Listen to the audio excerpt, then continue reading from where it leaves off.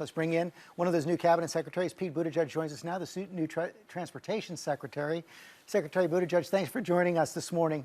We just heard John Karl say there that there's no margin for error on the Democratic side on this COVID relief bill. Any single senator can derail it. Are you confident Democrats can hang together to get this done? Yes, because it's so important and because the American people want this to happen.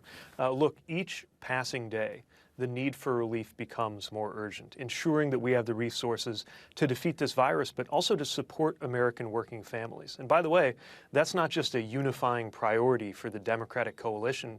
That's something that has a remarkably large degree of support among Republicans, at least among Republican voters, Republican mayors. We're hoping that will also show up among Republican legislators here in Washington, but of course that's what the next few days will show. What you're hearing from Republicans is the size of the package, that it's just too big. And it's not just Republicans saying that. Larry Summers, NEC Director for President Obama, Treasury Secretary for President Clinton, argued this week that it's too big, the economy doesn't need it. And then he added this. He said if the stimulus proposal is enacted, Congress will have committed 15% of GDP with essentially no increase in public investment to address these challenges. After resolving the coronavirus crisis, how will political and economic space be found for the public investments that should be the nation's highest priority? What he's arguing is that what we're going to put at risk is the ambitious infrastructure investment you're pushing as Transportation Secretary. Well, there's no question that we have to do many things at once. And if you look at the way that economists have responded to this proposal, you've seen economic advisors from the last 4 administrations. Think about what that means. That's Clinton, Bush, Obama, and even Trump saying that we need to do this. You've got Moody's saying that we could have 4 million fewer jobs if we don't act now. And we're operating in a time of historically low interest rates. This is a moment where the greatest risk we could take, as the president has said, is not the risk of doing too much. It's the risk of doing too little. You're also, and that's what you're hearing from a lot of progressive Democrats as well. One of your fellow candidates last year, Bernie Sanders, Senator Bernie Sanders, is addressing the $1,400 stimulus payments to each family. President Biden said he's firm on the $1,400, but he might be lowering the income threshold. Here's what the senator had to say about that. I strongly oppose lowering income eligibility for direct payments from $75,000 to $50,000 for individuals and $150,000 to $100,000 for couples. In these difficult times, all working class people deserve the full $1,400. Last I heard, someone making $55,000 a year is not rich. Your response? It's a really good point from the senator. Look, you got hardworking families out there. You got an ER nurse or a firefighter in that 60 range. I think it's really important that we are taking care of working families. That's obviously something that is being discussed and in this process going back and forth with Congress, and there needs to be robust support. But if that's what it takes to pass the bill, lowering the threshold, it's worth it? Look, there's active conversation going on right now, obviously, but the bottom line is we've got to support as many Americans as we can, as robustly as we can, and as quickly as we can. Time is of the essence. And, part of what was a real struggle the last time we faced a major economic challenge in 2009 was a sense that there needed to, if there had been more political will in Washington to do more, the economy might have recovered more quickly. You look at the jobs numbers now, about half of those 20-some million jobs that we lost haven't come back. We are in much more precarious situation than we were a decade ago. We've got to act. Your Transportation Secretary, the airlines are warning that we're going to see massive furloughs next month if the payroll protection program is allowed to expire. Is it a mistake not to include that extension in President Biden's COVID relief package?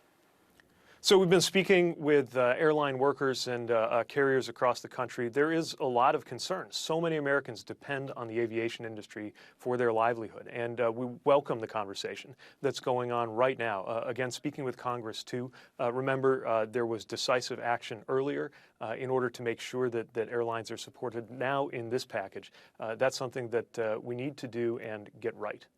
So you're going to do it right away, even if it's not included in this package? Wouldn't it be more efficient to include it in this package now? Well, look, that's part of the conversation going on in the administration and with Congress over a package that has many different elements. But I can tell you, this ask from the aviation sector is being taken very seriously. Let's talk about your broader agenda at transportation. You want to have an ambitious infrastructure program. Everyone always says they're for investing in infrastructure, Republicans and Democrats alike, but talks usually break down over how to pay for it. How do you avoid that trap this time around? Well, I think the thing we've got to remember is that this is a classic example of the kind of investment that can pay for itself. The kinds of resources that we put into our roads, our bridges, now into things like digital infrastructure too, into rails, ports, and aviation, those pay back enormously for the American people. Now, over really more than just the last administration, but the last couple, there's been gathering and growing momentum. I certainly heard it in the confirmation process, where Republicans and Democrats were talking about infrastructure investment priorities. But now we also have a historic moment on our hands where we've realized just how critical these needs are. We can't keep kicking the can down the road. And while it's not going to be easy to come to terms on exactly how to sustainably fund it, we know, once again, with the economic urgency, the interest rate environment, and the gathering political will, that we can actually make this happen. And I think it's a great example of a bipartisan priority that, if we get it right, might help pull some other things along too. What have you heard from Republicans that gives you hope, and are you concerned that this impeachment trial coming up this week is going to complicate the progress on President Biden's agenda? Well, again, I was really struck going into the confirmation process just how many Republicans wanted to talk about the things we should be investing in, the things we should be improving, and had a lot of different ideas about how to make sure we pay for it. I'm not saying it'll be easy. Look, there's a reason that we haven't been able to do it yet, but you can feel the energy, the, frankly, impatience after the idea of infrastructure week turning into a punchline again and again in Washington about making sure that this is an infrastructure year that sets us up for a successful decade. And look, the Congress has many constitutional duties. Those duties all run at the same time as each other, but delivering on infrastructure for the American people is certainly part of that responsibility. A year ago, you were riding pretty high heading into New Hampshire during the presidential campaign. Did you imagine that a year later you'd be transportation secretary? It's amazing how much can change in a year, but I'm absolutely delighted to be actually involved in governing. We spent so much time, that whole political cycle, talking about what we might do, what we could do, what we should do, what we would like to do, and now we're actually doing it. Again, it's not going to be easy. We know what we're up against as a country, but I'm absolutely thrilled to be in the seat, doing the work, and doing it with the Biden-Harris administration that is serious about making infrastructure happen. Secretary Buttigieg, thanks for your time this morning. Thank you.